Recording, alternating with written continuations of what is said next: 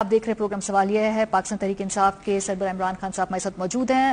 شروع میں ہی اپنی حکومت کے کوئی میرے خیال 1 سال 1.5 سال کے بعد بہت کنسسٹنٹلی آپ یہ کہنا شروع ہو گئے تھے کہ میں این آر او نہیں دوں گا، یہ مجھ سے این آر او مانگ رہے ہیں۔ پھر 2019 میں ہم نے دیکھا نواز شریف صاحب چلے گئے، بیماری کا جو بھی ان کا سچویشن تھی۔ آج تو بتا دیں خان صاحب کہ 2019 میں نواز شریف صاحب کیسے ملک سے باہر گئے، کس نے فیسیلیٹیٹ کیا؟ آپ کی پنجاب گورنمنٹ، آپ نے کہا تھا کہ ہم انکوائری کرائیں گے، وہ انکوائری کہاں تک پہنچی؟ آج بتا دیں، کیونکہ اب تو واپس آ رہے ہیں نواز شریف، آج نہیں تو 2 ہفتے بعد آ جائیں گے۔ پہلے تو میں یہ کہہ دوں کہ ان کی جو ساری پہلے دن سے ان کی جو کوشش تھی نا، وہ بلیک میل کر کے این آر او لینا تھا۔ تو انہوں نے ہر جگہ ہمیں اسی کے اوپر سارا جو ہمارے 3.5 سال گزرے وہ سارے بلیک میل کرنے کے لیے کہ کسی نہ کسی طرح ان کے کیسز کروں۔ اور مجھے افسوس یہ ہے کہ ہمارا جسٹس سسٹم ایسا تھا کہ میں جو بھی کرا میں کامیاب نہیں ہوا، کیونکہ ان کی اتنی جڑیں تھیں ہر جگہ کہ یہ ڈیلے کرتے گئے کیسز، اور وہ کیسز تب تک ڈیلے کرتے رہے جو ان کی کوشش یہ تھی کہ ہماری گورنمنٹ کرا دیں۔ تو شہباز شریف کا تو اوپن اینڈ شٹ کیس تھا، اس کا تو جو 16 ارب ایف آئی اے کا تھا، اس میں تو وہ بچ نہیں سکتا تھا۔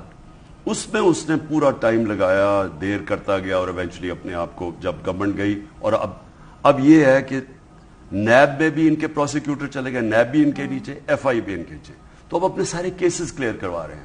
یہ جو مریم کا کیس ہوا ہے، یہ تو مذاق ہوا ہے نا، پروسیکیوٹر نے کچھ کیا ہی نہیں، انہوں نے جا کے دونوں فرینڈلی میچ فکس کر کے اس کو بچا لیا۔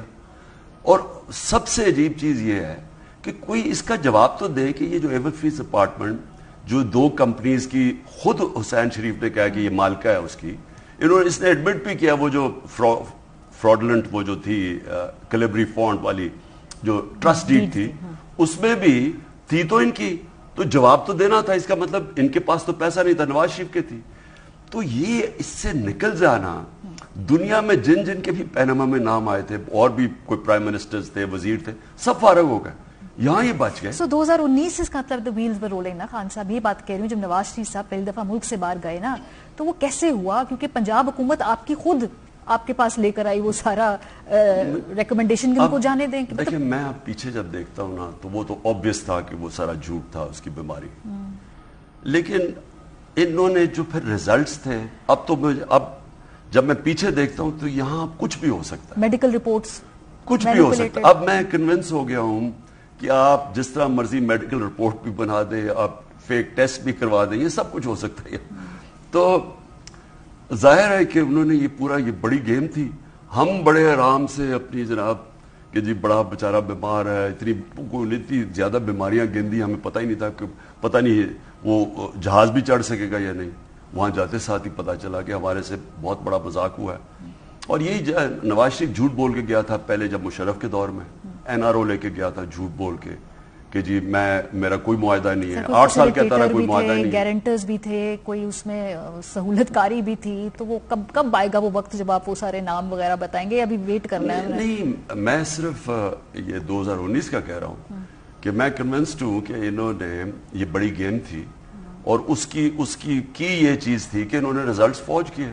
چلے تھوڑا سا آگے بڑھتے ہیں۔ کیا اپنی نااہلی کا خوف ہے آپ کو؟ کیونکہ توشہ خانہ کیس ہے، اس کے علاوہ فورن فنڈنگ کیس ہے، تیسرا یہ جو بھی توہین عدالت کا کیس ہے، یہ 3 کیسز ہیں۔ مطلب لوگ زیادہ کہہ رہے ہیں کہ یہ توشہ خانہ پرابلمٹک آپ کے لیے ہو سکتا ہے۔ بالکل پرابلمٹک نہیں ہے، توشہ خانہ بالکل اوپن اینڈ شٹ کے، اس کے اندر کوئی انلیگل چیز نہیں ہے۔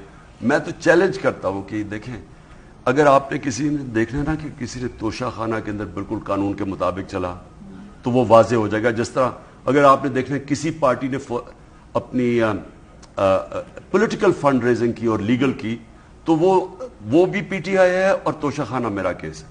اور میں چاہتا ہوں کہ ان کے بھی 7 کیسز رکھے جائیں تاکہ وہ موازنہ کیا جائے۔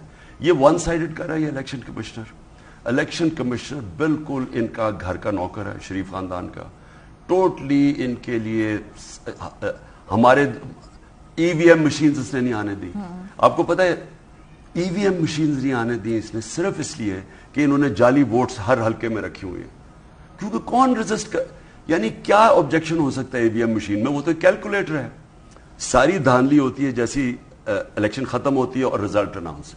آپ ایک ای وی ایم مشین سے جیسی الیکشن ختم ہوتا ہے آپ بٹن دباتے ہیں، ریزلٹ آ جاتا ہے۔ اب یہ ان کو گوارا نہیں تھا، کیونکہ انہوں نے دھاندلی کرنی ہوتی ہے، اور اس نے پوری ان کی مدد کی، حالانکہ اس کا کام ہی نہیں تھا۔ الیکشن کمیشن تو وہ جو گورنمنٹ کہتی ہے اس طرح الیکشن کرواتا ہے، اس نے پوری طرح سیبوٹاج کیا اس کو۔ مجھے تبھی پتا چل گیا تھا کہ ان کا آدمی ہے، اور پھر 8 دفعہ ہم اس کے پاس گئے، اس نے ہمارے خلاف ججمنٹ پاس کی، ہم عدالت میں گئے، 8 دفعہ انہوں نے اوور ٹرن کی، میننگ کہ اس نے غلط کیا۔ تو بہرحال ایک تو یہ جو سب سے ہمارے لیے اس وقت آگے جب دیکھتے ہیں کہ اس کے ہوتے ہوئے ملک میں فری اینڈ فیئر الیکشنز نہیں ہو سکتا، اور یہ جو توشہ خانہ کیس بھی ہے، فورن فنڈنگ، ان کے کیوں نہیں بتاتا فورن فنڈ؟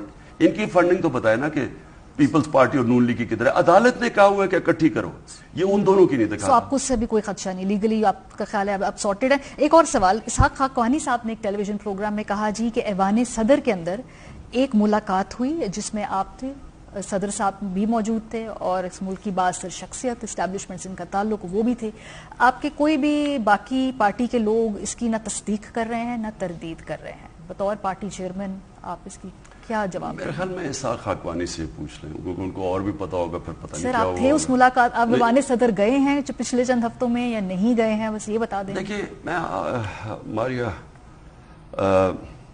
جھوٹ میں بولا نہیں چاہتا، سچ میں بول نہیں سکتا۔ ٹھیک ہے، تو اسی میں ہم جو سیانے ہیں اپنا جواب ڈھونڈ لیں۔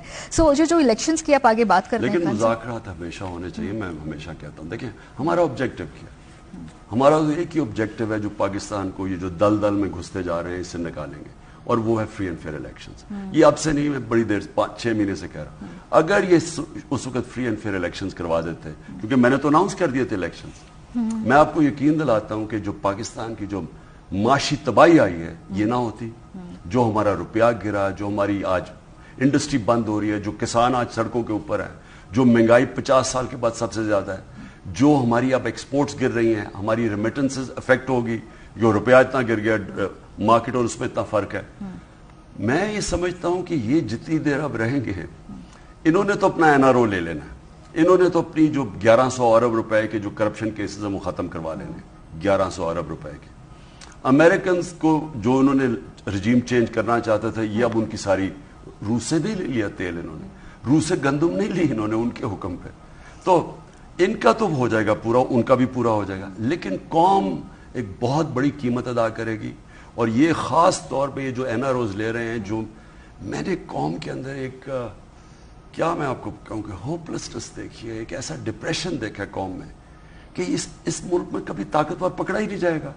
اور جو انہوں نے چینجز کر دیے نیب کے قانون میں، وائٹ کالر کرائم پکڑنا اب ناممکن ہو جائے گا۔ میں آج اگر چوری کروں، بڑی چوری، ملک سے باہر پیسہ بھجوا دوں، کوئی طریقہ آج نہیں ہے، کیونکہ انہوں نے چینج کر دیے لاز، کوئی طریقہ ہی نہیں ہے